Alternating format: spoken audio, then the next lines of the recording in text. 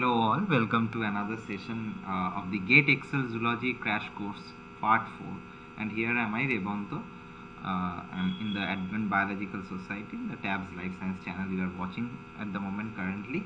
So basically, to start with today's lecture, we will be seeing about the purine bases and the pyrimidine bases. Right, this is a common sense that what are purine bases and what are pyrimidine bases. We know that the adenine and the guanine comes under the purine bases, and the pyrimidine comprises of uracil, thiamine and cytosine. So this is basically the difference between the purines and the pyrimidines in general. But talking about these things in detail, we know that the adenine and guanine, these purines, comprise of total of 9 centers from where various atoms can be or molecules can be arranged. But in case of the pyrimidines, it comprises of total of 6 centers from where different types of subgroups can arise. So based on this, the nomenclature is also there, and you have to remember the thing, and I hope many of you know that thing, that uracil and thiamine are generally made up of are generally found alternatively in case of either in case of the DNA or in case of the RNA. Now uracil is something which is found in the RNA and thiamine is present in case of the DNA. This is basically the difference which lies in case of the pyrimidine bases. Otherwise cytosine is present in case of all. Now moving on to the next thing, that is adenine, guanine, cytosine, thiamine and uracil. You will be seeing down here that there are several types of arrangements that are there, but yes, majorly they are empirically almost of the same formula with a little bit of difference. See, each of these comprise of C, H, N and O, but these are the 4 common atoms that are found in case of the bases which are found in the DNA or the RNA, or in generally in the nucleic acid bases. Now in case of adenine, you can see C5H5N5. In case of guanine, it is C5H5N5O. In case of cytosine, it is C4H5N3O. In case of thiamine, it is C5H6N2O2. In case of uracil, it is C4H4N2O2. So this is the varying difference that is there in case of these bases. Okay. So this is basically the structure. In point of view of GATE, you do not have to memorize each and every structure of these bases. So the next thing that comes in the mind is the sugars. Now the sugars can be present in 2 types, either in case of the ribonucleoside or in case of the deoxyribonucleoside. Now the ribonucleosides are generally present in case of the RNAs, but the deoxyribonucleosides are present in case of the DNA. Now ribonucleoside structure can be different in a single place other than that of the deoxyribonucleoside. You can look over here that at the second place, in case of ribonucleoside, there is an OH group that is present, but in case of deoxyribonucleoside, the deoxy, that means except oxygen, the third 3' carbon position is present. Otherwise it comprises of the similar type of structure. So this is the basic difference. Now the term nucleoside and nucleotide, how does it differ? Now a nucleoside comprises of the nitrogenous base in the form of adenine, guanine, thiamine, cytosine or uracil in case of the RNA, and along with that it comprises of the pentose sugar. Now the pentose sugar is like this, it comprises of 5 carbon positions, as I have already mentioned, just varying at a single carbon. There can be 2 different names, nomenclatures that can be there. So nitrogenous base plus pentose sugar is a nucleoside, but nitrogenous base plus pentose sugar plus a phosphate group, over here nitrogenous base, pentose sugar plus a phosphate group, it is known as a nucleotide. So tide is a much higher form, nucleoside is a lower form, and nucleic or to say the nucleic acid is the most that is the highest form that is present, and you can have these type of structures in form of bases, in forms of sugars. Now the lowest group that is present in this case is basically the nitrogenous bases. From there comes the nucleoside, from there comes the nucleotide. Okay, so this is the difference between all these things. So now this is the basic structure of the nucleotide. As you can see, nitrogenous base, sugar plus phosphate group. So let's move on to the difference in detail. That is, nucleoside is a compound formed by the union of a nitrogenous base with the pentose sugar. But in case of nucleotide, nucleotide is a compound formed by union of a nitrogenous base and a pentose sugar and a phosphate. Now nucleoside is a component of a nucleotide, but nucleotide is formed through phosphorylation of the nucleoside. So nucleoside is slightly basic in nature, but in case of nucleotide is a bit of acidic in nature because of the presence of the phosphate group. The phosphate group adds acidity to the nucleotide component. So the example is adenosine, and here the example is the thymidine acid. So here lies the major difference between the nucleoside and the nucleotide. So the next thing over here is the Chargaff's rule. तो Chargaff's rules में हम लोग देखेंगे कि the amount of adenine is equal to the amount of thymine or the amount of guanine equals to the amount of cytosine and the amount of purine equals to the amount of pyrimidine. That means purine का मतलब हम लोगों को पता है कि adenine और guanine purine से, यानी कि A plus G is equals to T plus C और A equals to T और G equals to C, ऐसे करके हम लोग डिफरेंट फॉर्म्स में पढ़ते हैं. एडेनिन एंड थायमिन जो है वो डबल बॉन्ड अपने बीच करता है, लेकिन गुआनिन और साइटोसिन है वो ट्रिपल बॉन्ड करता है अपने बीच. So you please remember this point. We are going to solve a problem on based on this which came in 2019 GATE, and problems like that do come in GATE and you will be seeing that in a few months. So let's look into some questions now. Which one of the following organic compounds is composed of only nitrogen containing base, single 5 carbon sugar and a triphosphate?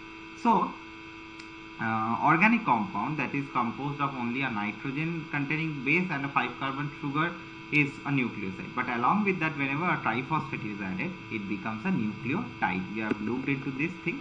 You can find over here nitrogenous base, sugar and a phosphate or a triphosphate group like ATP or GTP. These are the triphosphate added nucleotides.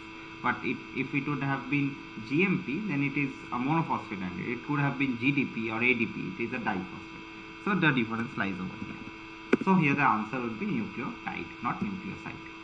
So if it would have been given as one A nitrogen containing base and a single 5 carbon sugar, then the answer would have been nucleoside rather than nucleotide. But here as a triphosphate is present, so it is basically a nucleotide compound.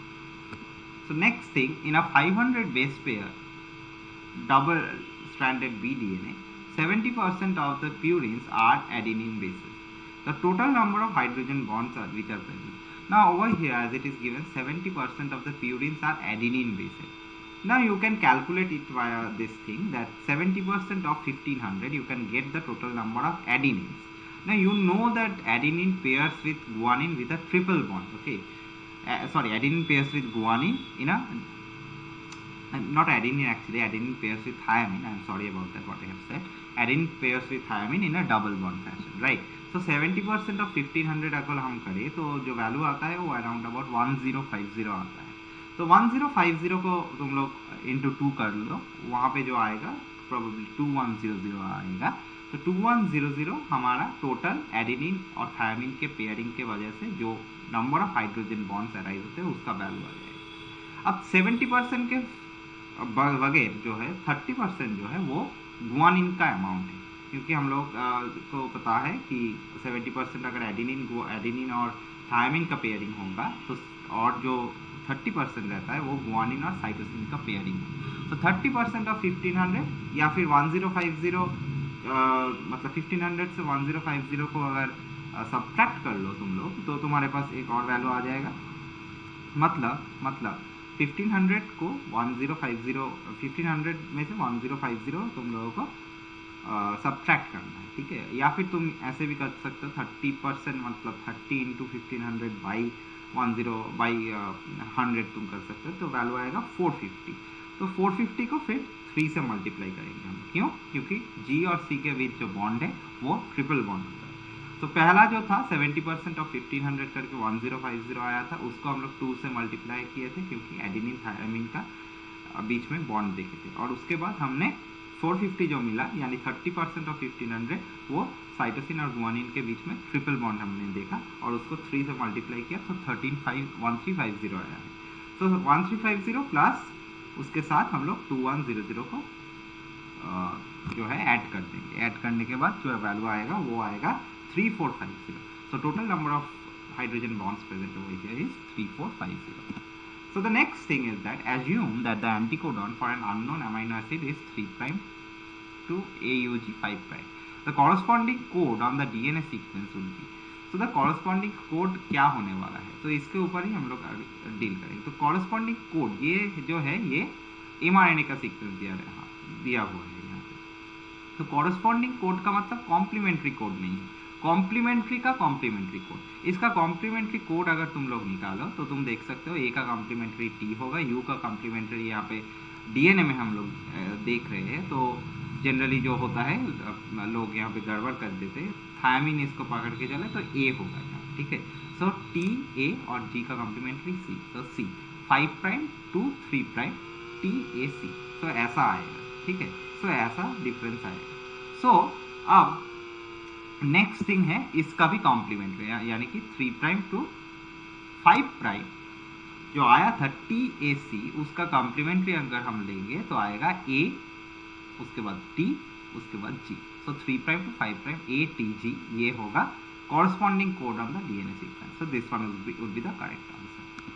So let's move on to another question. Which of the following is responsible for receptor ligand interaction? Now this is a different thing I haven't discussed in the what I have said today, but yes, ये बहुत generalise concept है, मैं अभी यहाँ इस slide में deal कर रहा हूँ।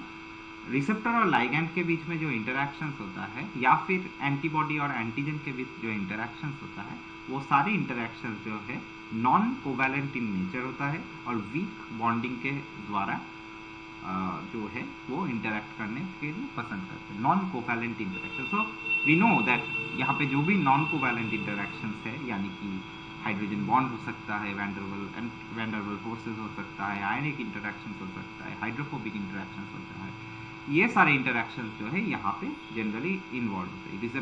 रिसेप्टर है और रिसेप्टर पे लाइगैंड आके बाइंड करता है, तो डाउनस्ट्रीम सिग्नलिंग कैस्केड ऑन हो जाता है। तो वहाँ पे हम लोग रिसेप्टर और लाइगैंड या फिर एंटीबॉडी एंटीजन के साथ इंटरैक्ट करते हैं। हमने इम्यूनोलॉजी के पार्ट में देखा था पिछले क्लासेस में कि एंटीबॉडी कैसे एंटीजन से इंटरैक्ट करता है। तो वहाँ पे जो इंटरैक्शन है, तो सारे इंटरैक्शंस को नॉन कोवैलेंट जो इंटरैक्शन है वो पकड़ के रखते हैं। तो यहाँ पे ऑप्शंस में दिया हुआ है विच ऑफ द फॉलोइंग, तो ये वाला जो है मल्टीपल सिलेक्ट क्वेश्चंस में आता है। तो यहाँ पे एक से ज़्यादा ऑप्शंस करेक्ट होते हैं और यहाँ पे कोई नेगेटिव मार्किंग नहीं होता। तो कोशिश करना कि इनको आंसर ठीक ठाक से करके आओ, क्योंकि अगर लेकिन ये बात है यहाँ पे कि सब ठीक ठाक ऑप्शंस देने पड़ेंगे, पार्ट मार्किंग जैसे कुछ बात यहाँ पे नहीं होती। So the correct options would be ionic interactions, hydrogen bonding and hydrophobic interaction. In case of peptide bonding is a covalent interaction. So covalent interaction कभी भी ये नहीं हो सकता कि covalent interaction रिसेप्टर लाइगैंड या फिर एंटीबॉडी एंटीजन का इंटरैक्शन जो है वो उसका पार्ट हो जाए। पेप्टाइड बॉन्डिंग जो है वो प्रोटीन का पार्ट हो जाता है, यानी कि अमीनो एसिड्स जो है एक दूसरे के साथ पेप्टाइड बॉन्ड के द्वारा लिंक्ड होते हैं। So this is basically what is the difference between a covalent and a non-covalent link. Okay, so with this I would like to end up this session for the day.